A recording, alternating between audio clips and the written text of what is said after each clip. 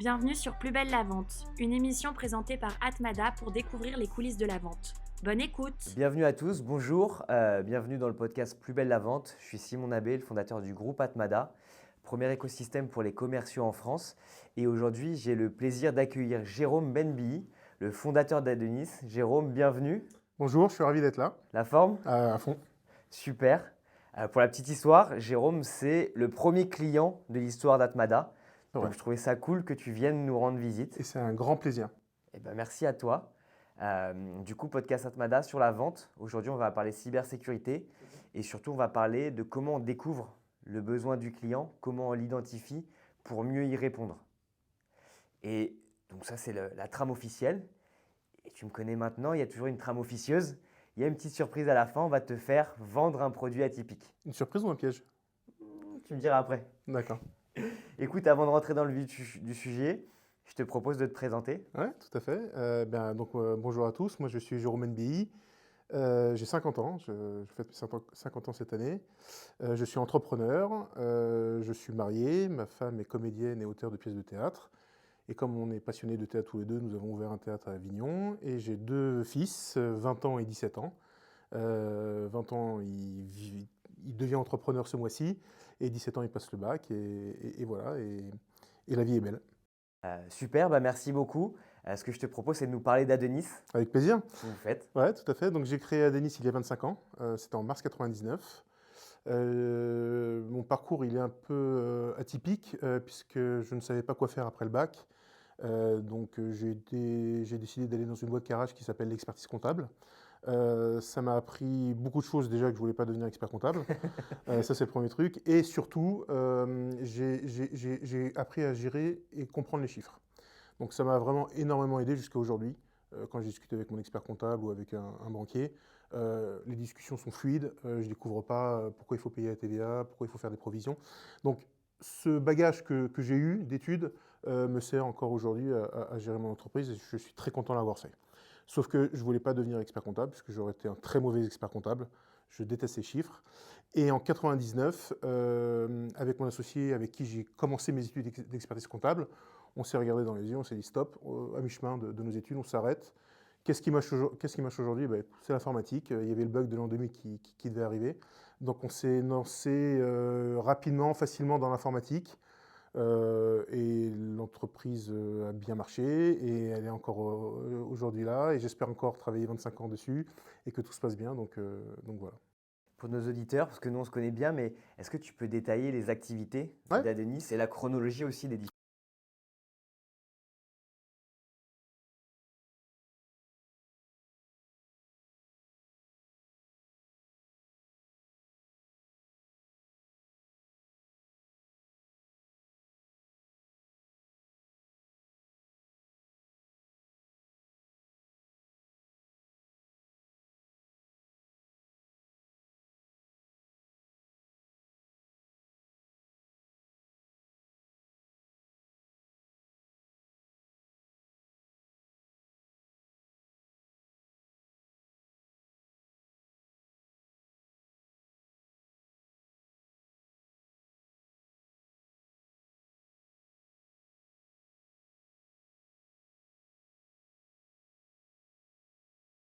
Et sur la cybersécurité, ça fait combien de temps que vous avez officiellement lancé cette activité-là?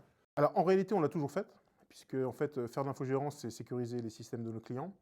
Là où on a vraiment accéléré sur des offres purement cyber, euh, ça doit faire 4-5 ans.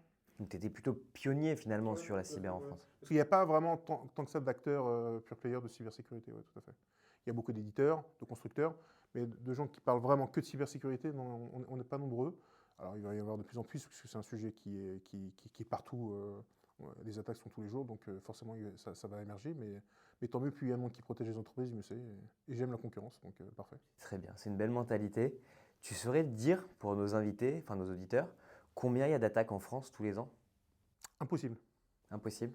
C'est totalement impossible, puisque entre les attaques qui ne sont pas déclarées, puisque des entreprises se couvrent de secret, parce que c'est extrêmement préjudiciable de se dire voilà, on m'a piqué mon fichier client, il est publié sur Internet, donc beaucoup d'attaques sont totalement inconnues. Non, c'est totalement possible, mais on parle en milliards. Enfin, je n'arrive pas de. Il y a plusieurs milliards Oui, d'attaques. alors Ouais. j'ai pas, enfin, c'est très compliqué, mais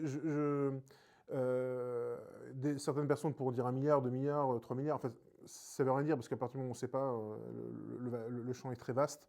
En tous les cas, il suffit d'ouvrir Google Actualité tous les jours et taper cyberattaque. Et il y a des centaines d'articles tous les jours qui apparaissent sur telle entreprise qui s'est fait hacker. Donc, c'est extrêmement important et c'est colossal. Et sinon, vous pouvez suivre Jérôme Benbi sur LinkedIn, qui presque tous les jours met une anecdote marrante sur le hacking. Ouais, ouais. Franchement, ça vaut le coup de te C'est suivre. sympa, merci. Ouais, et celle d'hier était intéressante. Je me faisais passer pour un hacker, et si j'étais un hacker, voilà ce que j'aurais fait. Ce genre de choses qui... En fait, l'idée, c'est de vulgariser la cybersécurité, puisqu'il y a beaucoup de termes ou de concepts très, très complexes ou rébarbatifs. Donc, on vulgarise pour que les gens comprennent et que ce soit accessible. Ça, c'est très important, et c'est comme ça qu'on évangélise bien tout et que nos clients comprennent, investissent et se protègent, et surtout se protéger et protègent leurs données. Et voilà, aujourd'hui, on a des règlements très importants qui sont le RGPD, on a des normes ISO, donc pour être en conformité et pour ne pas se limiter en termes de business, puisqu'on a des gros clients qui peuvent nous exiger d'être en conformité, il ne faut pas hésiter à aller, commencer petit, tranquillement, mais surtout entamer des mesures de sécurité, c'est très important. Et tu nous disais que vous travailliez beaucoup avec des PME de 50 à un peu plus de salariés en France. Comment c'est venu sur la table de travailler avec plutôt des petites structures, alors que en général, les boîtes veulent travailler avec des grands comptes tout de suite? Ça a été un choix de ma part. On peut parler de mon modèle économique. Je ne sais pas si tu comptes en parler plus tard ou maintenant. Mais mon modèle économique repose sur 4 piliers. Un, je ne travaille qu'avec des gens que j'aime et avec qui je m'entends. Que ce soit mes clients, mes fournisseurs ou mes salariés. Pour travailler ensemble, on doit obligatoirement s'entendre. C'est un parti pris. Et donc forcément, je m'entends naturellement avec des gens qui me ressemblent. Donc des entrepreneurs. Voilà, mon entreprise compte à peu près une 50aine de collaborateurs. Ma cible privilégiée, ce sont les entreprises de 50 collaborateurs. Pourquoi? Parce qu'en fait, non seulement je connais mon métier, mais je connais aussi parfaitement bien le fonctionnement de mes clients. Donc on se ressemble. Et si on s'entend bien, on travaille ensemble. Sinon, ça n'intéresse pas. Donc ça, c'est vraiment mon premier pilier pour travailler avec des gens. C'est vraiment l'entente. Mon second pilier, en fait, c'est le sujet d'aujourd'hui, c'est de comprendre les besoins de mes clients. Sans compréhension des besoins de mes clients, je ne peux pas avancer. Je peux pas avancer. Et pour arriver à la satisfaction client, qui est mon troisième pilier, je suis obligé de comprendre vraiment les besoins. Mais ce n'est pas une phrase en l'air de comprendre ses besoins, c'est passer du temps. C'est de poser des questions qui n'ont peut-être rien à voir avec l'informatique ou avec la cybersécurité. C'est des questions d'organisation, de création, d'historique, de choses comme ça. Et quand ça tarde, c'est là où on fait la différence commercialement. Voilà. Et enfin, moi, à Denis, on n'a aucune structure commerciale. Donc, on ne se fait connaître que par bouche à oreille. Ce sont des clients qui nous recommandent d'autres clients. C'est un modèle économique que j'ai choisi de développement commercial. Et en étant expert, ça nous permet en fait de choisir mes clients que je sélectionne comme eux me sélectionnent. Et à partir de ce moment-là, mon cercle est vertueux. Ça a été mon business model depuis 25 ans. Il est gagnant puisque je suis toujours là. Il est un peu atypique. Mais en tous les cas, c'est celui qui me convient. C'est de développer un réseau, me faire connaître et mettre en avant mon expertise. Et je brille que par mon expertise en fait. Et c'est vrai que c'est aussi en ça qu'on a voulu t'interviewer ici. Bon, vous l'aurez compris, nous, on interviewe plutôt des personnalités atypiques et pas le commercial, on reprend souvent cet exemple-là, mais qui va vendre de la glace à un esquimau ou que sais-je. Mais tu nous as parlé de comprendre le besoin de ton client et tout de suite de satisfaction du client. Comme si, finalement, le concept de vente en tant que tel ou l'acte de vente en tant que tel n'existait pas. Et tu me dis, j'ai pas de commerciaux. Mais, bon, moi je le sais, vous êtes une vraiment très belle boîte, vous avez belle réussite, vous êtes beaucoup, vous faites beaucoup de chiffre d'affaires et du coup, vous arrivez quand même à vendre finalement. Vendre parce qu'on est dans les fondamentaux. On est dans les fondamentaux et en fait, peut-être que des entreprises qui ont été créées au même moment que moi ont été beaucoup plus loin. Moi, en tous les cas, j'ai l'entreprise qui me ressemble et qui me convient et j'en suis très, très content. Délivrer du bon service et comprendre les besoins des clients, c'est 100% gagné, c'est tout le temps gagné en fait. C'est tout le temps gagné dans les phases de négociation, parce qu'on fait la distinction avec des commerciaux qui n'ont strictement rien étudié, qui viennent juste pour vendre un truc, juste pour vendre un prix ou une solution bâclée. Donc on a toujours une longueur d'avance. En restant dans ces fondamentaux-là, vous gagnez tout le temps. Alors après, il faut pouvoir l'expliquer, il faut pouvoir la démontrer, il faut pouvoir faire des propositions qui sont intelligentes. Mais en fait, c'est comme ça qu'on arrive à se démarquer.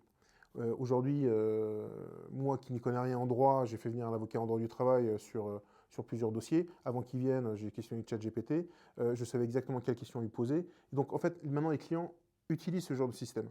Et même si on vend des infrastructures qui sont complexes, on pose toutes les questions sur ChatGPT et on sait quelles questions poser, quelles réponses avoir, si on est en phase ou si on n'est pas en phase. Et c'est vrai qu'il faut faire très attention maintenant en termes de... La concurrence est vraiment très vive, mais en même temps, c'est très facile de se distinguer en étant professionnel, tout simplement, quoi. Moi, ce que je trouve génial dans votre histoire chez Adenis, c'est que vous avez des centaines de clients et que tous les produits, tous les services ont été vendus par toi. Par moi. Alors, je n'ai pas de commerciaux, mais j'ai des super techniciens, ingénieurs et un super DSI. Et en fait, naturellement, sans s'en rendre compte, ils vendent nos solutions. Pourquoi? Parce qu'en fait, ils sont toujours là pour donner le bon conseil au bon moment. Et ça se fait de manière naturelle, en fait. Il n'y a pas d'acte-vente en termes théoriques et conventionnels. C'est vraiment que du conseil. Et en fait, il suffit d'envoyer un devis, puis ça passe. Ça passe parce qu'en fait, on est des vrais professionnels, on est des experts. Et c'est ça qu'il faut retenir aujourd'hui. Et toi, c'est quoi ton rapport du coup à la vente en tant que personne? J'ai jamais eu l'impression de vendre quoi que ce soit. J'ai pas de stratégie dans ma tête. Je parle vraiment alors, analyse du besoin et surtout solutions qui vont avec. Maintenant, moi, ma cible privilégiée, ce sont des chefs d'entreprise, donc des gens qui ne parlent pas du tout technique, la technique ne les intéresse absolument pas. Et donc, je leur parle des bénéfices des solutions qu'on va mettre en place plutôt que des solutions qu'on va mettre en place. Alors, des fois, ça va très vite.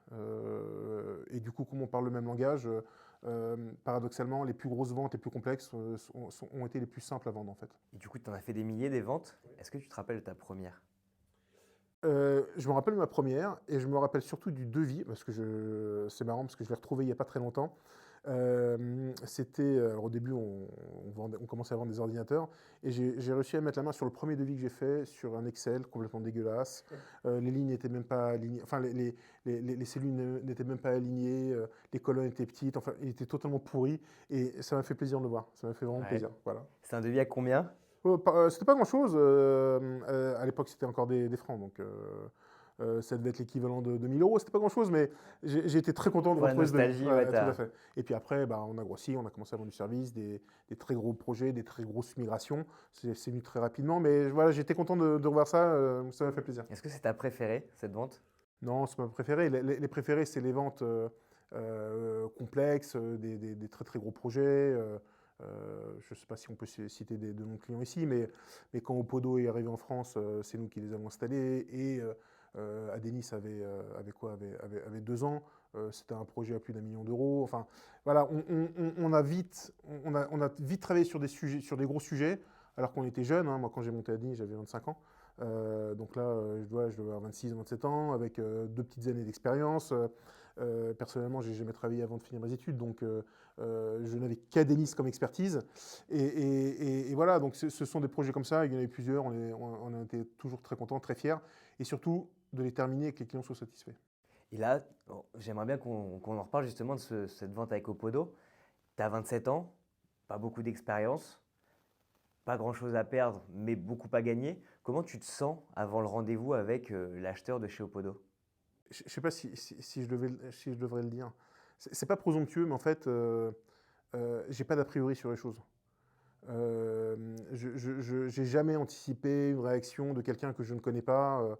D'abord, je découvre la personne et puis après, je m'adapte. Mais je suis très focus sur pourquoi je suis là. Expliquez-moi qui vous êtes. Toujours la même chose, en fait, c'est fondamentaux, mais j'ai pas vraiment de baguette magique ou de recette miracle. J'ai pas d'a priori, en fait. J'ai pas d'a priori, je vais au rendez-vous, on fait connaissance, on discute. En fait, la vente, c'est vraiment un échange. On fait connaissance. Ça se trouve, j'ai rien à vous vendre, et je vous le dirai, et puis on partira parce qu'en fait, je sens que ça peut pas marcher, ou je sens que vous n'êtes pas mûr sur telle ou telle chose. Mais je mise beaucoup sur l'échange, connaître la personne. Et il m'est souvent arrivé de dire, pour l'instant, je ne vais rien vous vendre, parce que ça ne va pas marcher. Voilà, le projet peut encore mûrir, vous n'êtes pas encore prêt, et des choses comme ça. Et je me rappelle les fois où j'étais en appel d'offres, il y avait 5 personnes devant moi. La première question, c'est pourquoi vous êtes là? Qu'est-ce qui fait que vous pensez que vous allez gagner l'appel d'offres?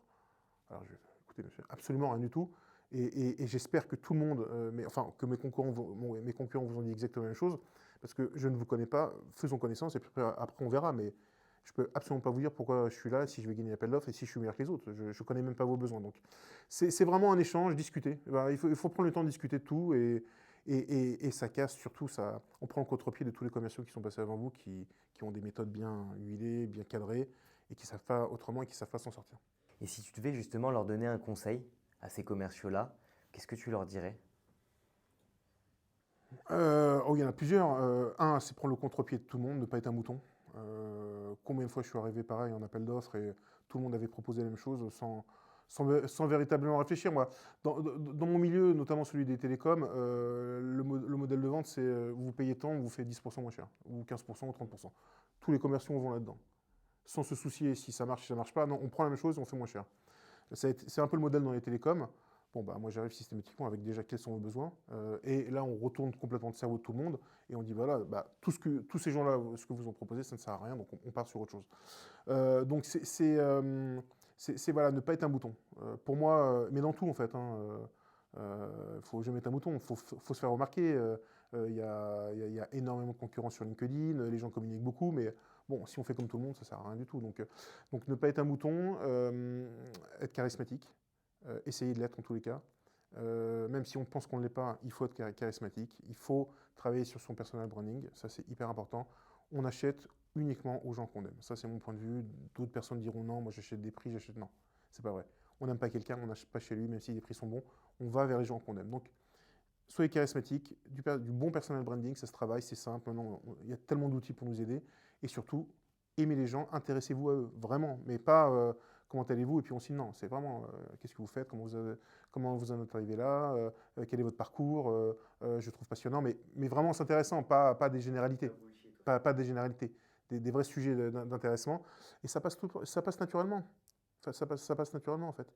Et surtout être soi-même. C'est hyper rafraîchissant ce que tu nous dis, parce qu'on est à une ère où, notamment avec LinkedIn, notamment avec le personal branding, tout le monde veut se présenter expert, ultra expert, giga expert, notamment sur la vente.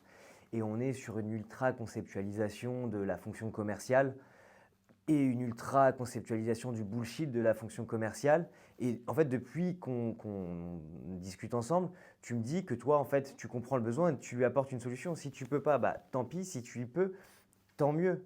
Et je vais même aller plus loin, c'est plus on dit non, je ne peux pas travailler avec vous parce que X raison, c'est le client qui vous court après pour travailler avec vous. C'est-à-dire qu'en fait, c'est en plus de l'anti-vente en fait. C'est en plus de l'anti-vente. Donc, pour moi, c'est ma technique de vente. J'appelle pas ça une technique, c'est ma façon d'être tout simplement. En fait, je suis moi-même. Tout simplement. Et c'est ce que je dis aux gens, il faut être soi-même. Eh ben, Et écoute, c'est ça qui intéresse les gens. tu prêches un convaincu, Ouais, voilà, parce que voilà. tu le sais. Ouais. Et j'aimerais bien qu'on creuse, moi, sur la partie découverte du besoin. Tu le sais, chez Atmada, c'est notre dada. Et j'aimerais bien comprendre comment toi, tu fonctionnes pour comprendre le besoin de tes clients. Bon, déjà, j'ai besoin de connaître qui ils sont. Ça, c'est clair et net. J'ai besoin de savoir comment ils s'organisent. Avant même de rentrer dans la technique, je parle vraiment de choses qui ne concernent pas du tout l'informatique, la cybersécurité. Je veux comprendre l'organisation, l'historique de la boîte, comment ils sont arrivés. Et après, je commence à aborder des sujets techniques. J'ai deux catégories de prospects. L'un, ce sont les DSI.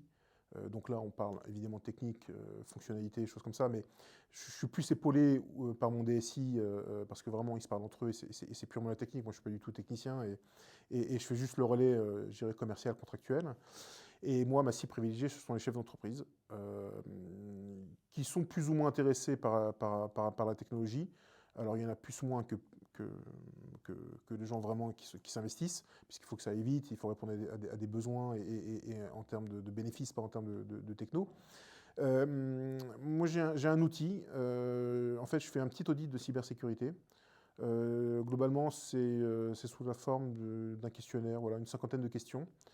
J'ai une technique, c'est que j'emploie des termes hyper techniques, que bien sûr ces gens ne comprennent pas. Du style, vous utilisez un EDR ou un XDR, qu'avez-vous mis en place pour lutter contre le Shadow IT? Et ça, c'est fait exprès. L'idée, c'est de dire, je ne sais pas ce que c'est. Alors, et ma réponse est systématiquement, bah, écoutez, peut-être que vous l'avez, je vous explique ce que c'est, vous me dites si vous l'avez. Là, je vulgarise totalement ces sujets hyper techniques, pour qu'ils me répondent oui ou non, on les a ou on les a pas. Mais au moins, j'ai expliqué déjà les risques, ils sont déjà sensibilisés. Et à la fin, j'ai une note de cybersécurité, ce que j'appelle le cyberscore de 0 à 10. Généralement, sur les gens que je rencontre, ça ne dépasse pas 3-4. Et la majorité du temps, c'est plutôt entre 1 et 2. Et donc là, j'ai déjà évangélisé des pistes. Et en fait, je dirais que mon acte de vente, il est dans cet audit, en fait. Ça me prend 1 heure et demie. Mais comme j'explique les principes fondamentaux de la sécurité qu'ils n'ont pas, en fait, ils sont hyper sensibilisés. Et après, il n'y a plus qu'à déballer mon devis. Et puis voilà, tout simplement, quoi. Donc si je comprends bien, tu as une première partie, on va dire, de relationnel, où tu comprends l'entreprise, le fonctionnement, peut-être la personne en face de toi aussi.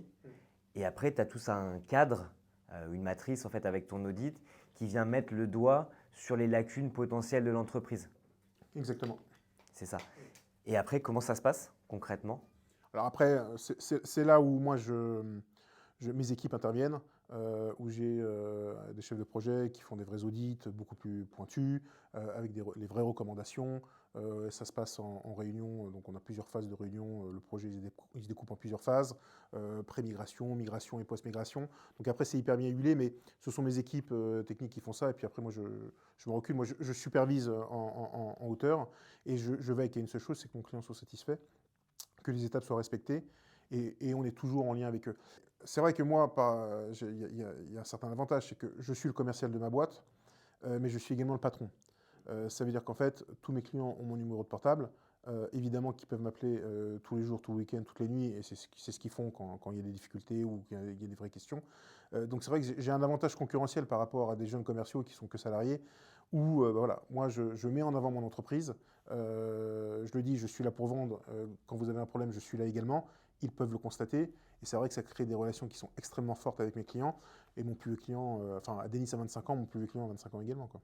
Et j'ai beaucoup de clients qui ont plus de 20 ans, je travaille vraiment sur très très long terme avec mes clients. Globalement, ils sont contents donc ils restent quoi. Ils sont contents qu'ils restent. Alors évidemment, il y a des départs, hein, des entreprises qui se sont fait racheter avec un plus gros groupe, donc forcément, il y a des départs, des entreprises dont les dirigeants sont partis à la retraite, les repreneurs, bon, voilà, c'est des causes de départ classiques, mais sur du long terme, les gens avec qui on a toujours signé, qui sont toujours là, globalement, on a très très peu de départs. Et sur tes clients types, alors là, on va parler en termes de personnalité. Est-ce que tu as des clients avec un persona identique à chaque fois? Est-ce que tu as une catégorisation de gens plus ou moins à l'aise ou connaisseurs de tes solutions? Ouais. En fait, alors, il y a plusieurs catégories de chefs d'entreprise. Il y a ceux qui considèrent, et c'est ceux que j'adore, que la cybersécurité et l'informatique, c'est une charge, c'est pas un investissement. Donc en fait, il faut acheter au meilleur prix, il faut mettre de côté la sécurité. Évidemment, j'ai jamais eu de problème, donc j'ai pas besoin de sécurité. Mais ça, j'ai déjà vu des catastrophes justement parce que en réfléchissant comme ça, à un moment donné, ça arrive, puisqu'on laisse les portes ouvertes. Et là, c'est des catastrophes qui peuvent coûter très très cher aux entreprises. Mais j'adore ces clients-là parce qu'en fait, c'est un challenge de les convertir à la compréhension des problèmes. Et c'est ce qui est le plus passionnant en fait. Donc ça, j'adore cette typologie de prospects. J'aime également ceux qui ont une bonne culture, qui pensent beaucoup de choses, mais qui sont souvent à côté de la plaque.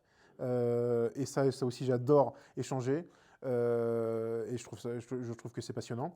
Et puis on a alors vraiment, il commence à y en avoir de plus en plus des gens qui ont fait un vrai investissement intellectuel sur la cybersécurité, sur le risque de ne pas former les salariés, sur le risque voilà, des crypto-lockers, des choses comme ça. Et ça, c'est génial. Et puis la dernière catégorie, c'est les gens qui ont déjà eu une attaque. Et là, j'ai beaucoup de peine pour eux parce qu'on voit des scènes qui sont absolument catastrophiques, des gens qui ont perdu beaucoup de choses, des années de travail, des choses comme ça. Et là, j'ai un regard un peu plus attentif, un peu plus, voilà, un peu plus sympa envers eux, et je les accompagne vraiment. Et c'est des gens qui ont vraiment beaucoup souffert. Il y a une grande détresse à avoir été attaqué, c'est vraiment catastrophique. Et du coup, pour nous qui sommes profanes, on entend parler de cybersécurité globalement dans la presse.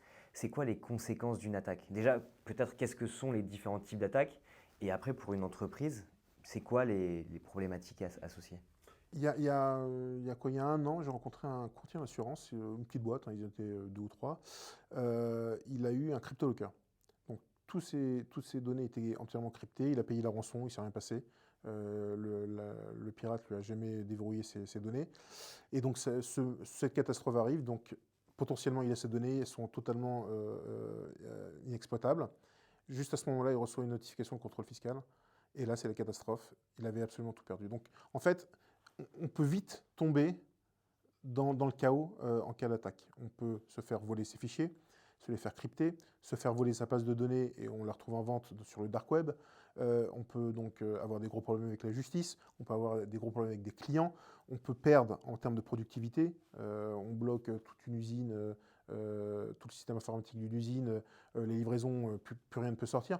Donc en fait, les dommages peuvent être chaotiques pour une entreprise, des pertes financières très importantes, une perte de notoriété ultra importante. Et pourquoi? Enfin, se protéger ne coûte pas très cher. C'est juste un peu de bon sens, juste écouter des bons professionnels. Mais sincèrement, le coût de la sécurité, maintenant, enfin, beaucoup de solutions sont sorties qui sont très performantes, qui protègent contre le ransomware, qui protègent contre l'arnaque au président, ou des choses comme ça. Et en fait, ça ne coûte pas cher. Alors évidemment, entre 0 et quelque chose, c'est forcément plus cher. Mais c'est franchement dérisoire par rapport au risque potentiel qui peut être colossal. Et est-ce que tes clients se méprennent souvent du prix de tes solutions? Non, non, rarement. Rarement. De toute façon, c'est simple. Moi, c'est soit ils prennent des solutions, soit on ne travaille pas ensemble. C'est que j'ai un minimum, un standard de sécurité où je sais globalement protéger les plus grandes attaques, je sais sauvegarder les données de mes clients, je sais créer un plan de continuité d'activité. C'est soit on accepte mes contraintes, soit on ne travaille pas ensemble, parce qu'en fait, c'est trop risqué. Et je suis en responsabilité. Donc, commencer à faire des documents pour dire vous n'avez pas pris ça, donc il y a un tel risque, non. Soit on travaille ensemble, bien, ou soit mieux vaut ne pas travailler. De toute façon, il y a énormément d'entreprises, donc des clients, je peux en trouver. Il faut faire les choses bien, s'entendre correctement et expliquer. Tout s'explique, tout a un juste prix. Et ben, en fait, c'est un accord entre les deux et c'est un équilibre entre les deux. Et si le client veut y aller, on y va avec grand plaisir. Tu as des clients qui t'ont déjà dit non, mais on verra plus tard et qui sont revenus avec une attaque et un système paralysé? Ouais, j'ai eu ce cas de figure. J'ai eu. Ça m'est arrivé en 25 ans, alors pas énormément, mais ça m'est arrivé une bonne dizaine de fois, ouais, tout à fait. Et des grosses entreprises en plus. Et une grosse entreprise, comme ça, tu as un chiffre pour nous dire combien ça leur a coûté de ne pas s'être équipé, de ne pas avoir anticipé la menace? C'est très tabou. Très tabou. Parce qu'en fait, on a honte. J'ai fait un post LinkedIn il y a quelques temps là-dessus, où justement j'encourageais les entreprises qui se sont fait attaquer à communiquer là-dessus. Pourquoi? Parce qu'en fait, elles rendent service à tout le monde. Dire vraiment le préjudice, que ce soit financier, perte d'exploitation. Là, j'étais avec un expert comptable juste avant de venir ici. Son prestataire a oublié de paramétrer la sauvegarde. Il a eu un problème. Ça a été une semaine de ressaisie du travail. Donc tout ça, c'est un coût. Mais c'est tabou. C'est tabou parce qu'en fait, ça discrédite l'entreprise par rapport à ses clients. Donc c'est un sujet pas évident. C'est compliqué d'avoir des chiffres. Alors, il suffit de regarder Google et puis on a des chiffres, mais je pense que c'est bien plus important que ça. Ouais, sur une entreprise lambda en France, c'est quoi? C'est en milliers, en dizaines de milliers, en Il y a centaines des de milliers? statistiques qui sont sorties, enfin je ne les ai plus en tête, mais il suffit de taper attaque moyenne en France. Alors on parle de 65 000 euros, il me semble, ou quelque chose comme ça, mais à vérifier sur Google. Mais en fait, ça ne veut rien dire. Une petite entreprise, 65 000 euros, c'est colossal. Un grand groupe, c'est rien du tout. Voilà. Après, les fléaux sont très importants. Le fléau d'hier, c'était vraiment le cryptologueur, et ça, on sait vraiment bien le protéger, parce qu'on appelle un EDR. Aujourd'hui, le risque potentiel vraiment important, c'est l'arnaque au président. Et ça a dépassé les attaques par ransomware, et c'est ce qu'on doit protéger le plus aujourd'hui. Tu nous parlais en gros voilà, on a plein de solutions qui s'adaptent à tous les types d'entreprises, à tous les types de besoins. Justement, à quel point c'est important de comprendre le besoin du client pour lui proposer une offre efficace? Alors, les socles de sécurité sont identiques pour toutes les entreprises, parce qu'une attaque par ransomware, qu'on soit un coiffeur ou une entreprise du CAC 40, sont exactement les mêmes. Donc, on a des grandes typologies d'attaques qu'il faut protéger, ce sont les basiques, on met tout en place. Et puis après, il y a des différenciations entre les entreprises. Est-ce que j'ai une flotte j'ai des commerciaux, on va parler de mobilité, j'ai beaucoup de télétravail, je suis en multisite, comment mes données sont sauvegardées en fonction de telle contrainte. Donc après, on va rentrer dans le détail, mais le socle, il est commun à toutes les entreprises, parce que les attaques sont communes à toutes les entreprises. Et c'est une fois qu'on a parlé de ça qu'on va s'attacher aux détails. Et tu as combien d'offres différentes par rapport à ces différents cas de figure? En fait, non, j'ai qu'une offre qui regroupe tout, mais en fait, on va plus ou moins l'adapter en fonction de telle situation. Ok. Voilà, tout simplement. Et ce travail d'étude du besoin, combien de temps il dure globalement avec les différents audits? Avec l'expérience, alors, il y a l'audit commercial, et après, il y a le vrai audit technique. L'audit commercial, je ne dépasse pas 1h30, 2 heures. Mais ça, c'est pour aller vite, c'est vraiment pour signer. Et j'ai déjà un aperçu, parce qu'avec l'expérience, je sais vraiment où aller. Et après, il est validé par un vrai audit technique, où là, j'ai mes équipes qui se déplacent, qui rentrent dans les machines, qui rentrent dans les systèmes, qui valident que tout ce qui a été dit était vrai. Puisqu'en plus de ça, comme mon audit commercial il est sur une base déclarative, enfin, rien ne prouve que c'est vrai. Donc on valide tout techniquement, et là ça peut prendre un jour, 2 jours en fonction de l'importance de l'entreprise, de discuter avec les interlocuteurs, les équipes en place, les vrais problèmes qu'ils ont rencontrés. Donc là on va vraiment dans le détail. Ouais, donc en fait, si je comprends bien, toi, tu as un double audit. Tu as un vrai audit pour convaincre le client. Et puis après, au-delà du fait de le convaincre, tu as un audit aussi pour bien faire ton travail dans un second temps. Et du coup, est-ce que ça vous est déjà arrivé de mal cerner le besoin d'un client et qu'il y ait des répercussions sur la mise en place de ces solutions derrière? Ça nous arrive. Ce qu'il faut bien comprendre chez nous ou ailleurs, chez mes concurrents, c'est que nous sommes tous des humains et que l'erreur est humaine. On peut des fois mal comprendre les choses. On peut donc se précipiter à faire des devis qui ne correspondent pas à la réalité. L'essentiel, c'est d'assumer ses erreurs et de réparer. Alors, pas seulement assumer, parce qu'assumer, c'est facile de dire j'assume. Non, il faut réparer. Euh, T'imagines bien qu'en 25 ans, et en ayant mon plus vieux client qui a 25 ans, on a déjà fait des fois des erreurs. Mais s'il est resté au bout de 25 ans, c'est qu'on a su les réparer. Et en fait, c'est une vraie différenciation commerciale. C'est-à-dire que c'est facile de trouver des fournisseurs, c'est facile de faire des belles promesses, mais on juge la qualité d'un prestataire quand il y a des problèmes. Et souvent, les gens chez qui on a pu commettre des erreurs de ce type-là sont restés parce qu'en fait, on était là, on a réparé. On s'est trompé, au lieu de passer 10 jours de prestation, il fallait passer 20 jours. Évidemment qu'on a assumé les 10 jours supplémentaires. On a été jusqu'au bout, on a livré les clients comme si on avait été payé pour 20 jours. Et c'est ça qui fait aussi une vraie différence. Et ça, ça s'inscrit dans le marbre avec ton client et il en est reconnaissant à vie en fait. La satisfaction avant tout. Ouais, complètement. Et est-ce que ça t'arrive d'avoir des clients qui jouent pas le jeu sur la découverte et tu dois ramer pour comprendre leurs besoins et leurs attentes? Oui, alors souvent, c'est pas fait intentionnellement. C'est le chef d'entreprise qui est très pressé, qui n'a pas le temps. Mais à un moment donné, on parle de son avenir, de sa sécurité. Donc, c'est souvent quand je dis stop, on arrête de travailler parce que vous n'êtes pas là, qui revient. Mais ça, c'est un petit jeu, en fait. Je considère même plus que c'est un petit jeu. Sinon, il faut arrêter, il ne faut pas discuter, en fait. Si on n'a pas de temps, si mon interlocuteur n'a pas de temps à m'investir, c'est qu'il n'a pas le temps d'investir sur son informatique et que ce n'est pas un sujet vraiment important. Alors on essaye ou essaye, mais on ne va pas essayer tout le temps. Du business, il y en a partout. La cybersécurité et l'informatique, il faut le faire de manière sérieuse et on est pris sérieusement que si on a le temps de nous écouter, quoi, en fait. On a beaucoup de commerciaux juniors qui nous écoutent, ou même étudiants encore. Et très souvent, c'est la première problématique, c'est mon client me coupe pendant que je pose des questions. Je ne suis pas à l'aise avec ça et du coup, je zappe la phase de découverte. Toi, commercialement, comment tu fais? Est-ce que tu as ce côté un peu tranchant et de dire, écoutez, moi, si vous ne répondez pas à mes questions, on ne bosse pas ensemble, ou tu arrives à trouver des subterfuges pour arriver à connaître les réponses? Déjà, moi, le silence est une arme pour moi. Moi, ça ne me dérange pas de rester devant quelqu'un et d'arrêter de parler. Jusqu'à qu'on arrive à vraiment échanger. Je le fais souvent. Mais bon, j'ai confiance en moi, c'est mon entreprise, je n'ai pas mon directeur commercial qui est derrière, donc j'ai toute la latitude de le faire, mais je pousse les jeunes commerciaux à utiliser le silence qui est une vraie arme. Si vraiment c'est un projet sérieux, ils doivent prendre le temps. Sinon, c'est que ce n'est pas un projet. Et autant pas perdre, autant partir, quoi. Autant partir. Il y a vraiment des entreprises qui sont intéressées pour évoluer. Non, il faut être intransigeant avec ça. Il ne faut pas travailler pour rien. Il faut savoir se faire respecter. C'est comme ça qu'on aura des bonnes relations. Il faut également respecter, bien sûr, son interlocuteur, mais c'est un échange. Faut arrêter de penser que les entreprises doivent écraser les fournisseurs et que vous êtes jeune commercial, vous devez vous plier à tout. Non, pour vendre du bon service, il faut être respecté.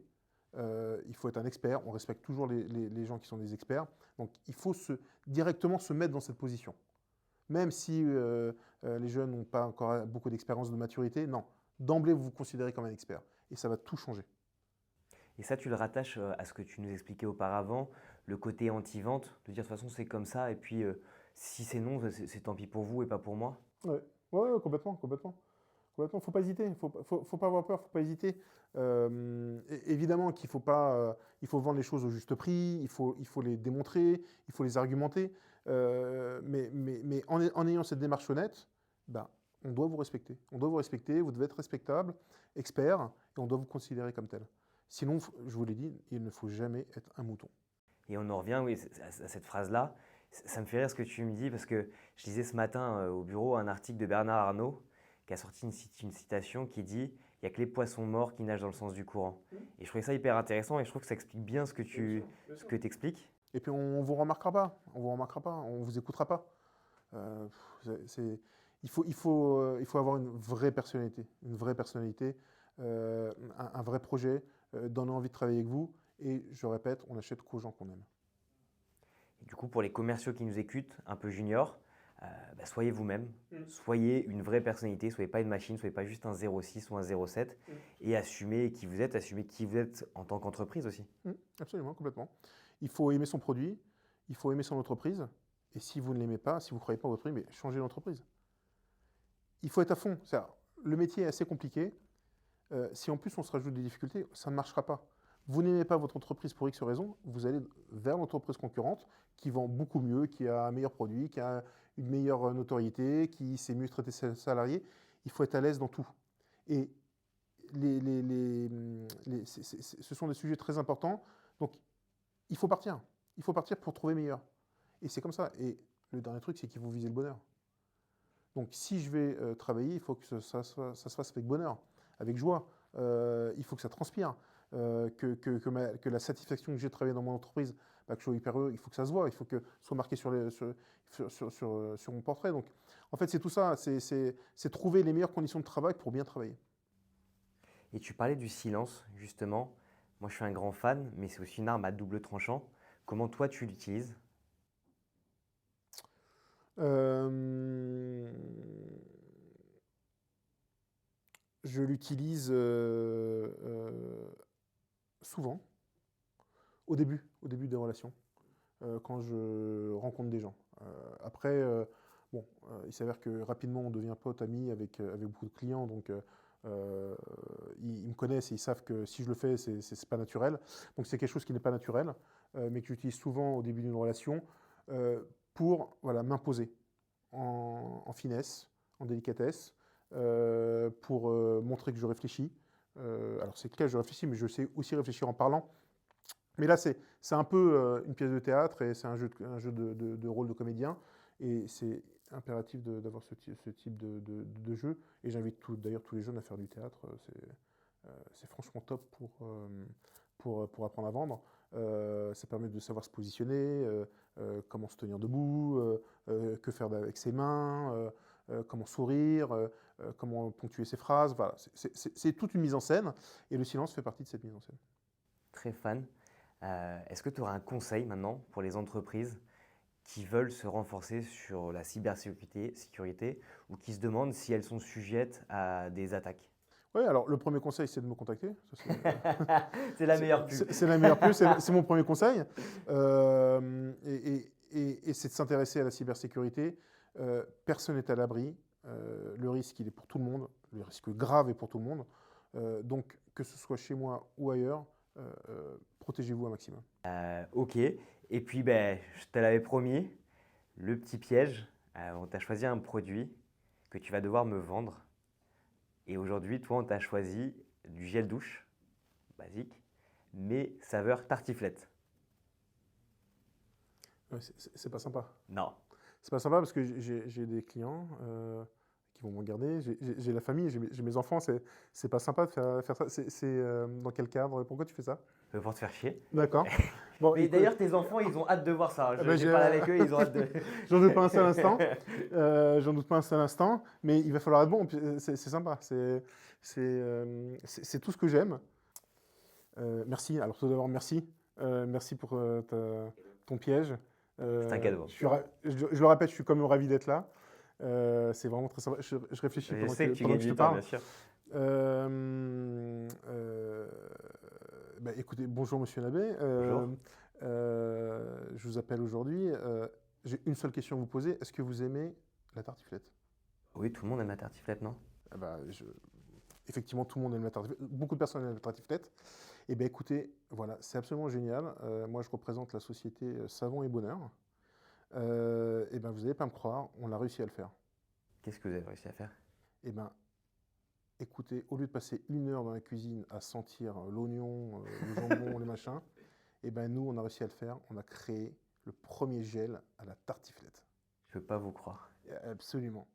En fait, peut-être que sûrement vous faites partie de ces gens-là. Les gens en ont marre des gels à la noix de coco, à l'amande, des choses comme ça. Ils veulent quelque chose de beaucoup plus. Ils veulent vivre des expériences uniques. Et ben nous, on a trouvé ça extraordinaire. Et notre gel à la tartiflette, il cartonne. Il cartonne. Dès qu'on en parle, les gens veulent l'acheter. Parce qu'en fait, ils se retrouvent automatiquement dans une ambiance hivernale, au coin du feu. Et tout ça juste en prenant une douche. Sincèrement, allez-y, il faut le goûter. Alors justement, je vais vous envoyer un lien. Il y a 20% de remise aujourd'hui sur les premières commandes de gel à la tartiflette. Je peux vous assurer, vous allez vivre une expérience extraordinaire. C'est génial, chercher comment pouvoir m'asseoir dans le métro, je crois que j'ai trouvé. Et ben c'est top. Eh ben, je vous remercie en tout cas. C'est top. Et tout le monde est ravi de l'utiliser. Je l'utilise moi-même, le gel à la tartiflette. Ah ouais. Eh ben, ça se sent. T'es un vendeur d'articles. Voilà. Bravo. Merci beaucoup. Merci. C'était un plaisir, Simon. Bah, moi aussi. C'était Plus belle la vente. Merci de nous avoir écoutés. On espère que cet épisode vous a plu. On vous donne rendez-vous tous les mardis pour plus d'histoires autour de la vente. N'hésitez pas à vous abonner à notre page.